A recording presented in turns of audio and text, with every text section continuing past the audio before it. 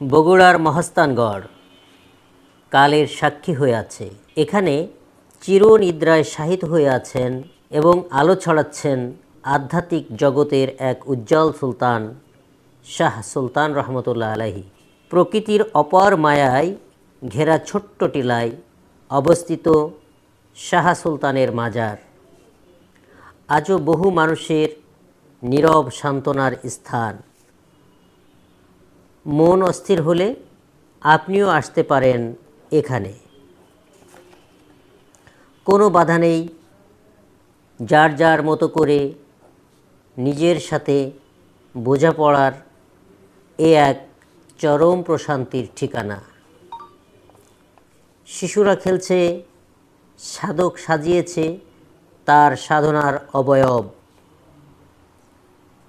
পাচক রাঁধছেন আপন মনে আগন্তুক ক্ষুধার্তদের জন্যে।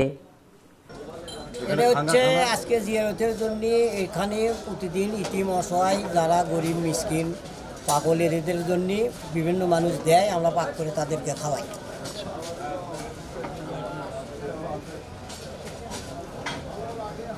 কতজন লোকের রান্না হয় এখানে প্রত্যেকদিন? ঠিক নাই, 200-250 লোক খায় প্রতিদিন। হ্যাঁ। আপনার কোথা থেকে আসছেন? চাঁদপুর থেকে আসছি। আজকে আসছেন? আজকে প্রায় 3-4 দিন হয়েছে আসছি। আচ্ছা, কি উদ্দেশ্যে আসছেন আপনি? বাবা সুলতান শাহ জিয়ারত করার জন্য আসছি। আচ্ছা, কতদিন থাকবেন? চলে যাব। পাশে মসজিদে আত্মমগ্ন মুসল্লিগণ, সব মিলে ভালো লাগার এক অপর প্রশান্তি খুঁজে পাওয়া যাবে এখানে এলে।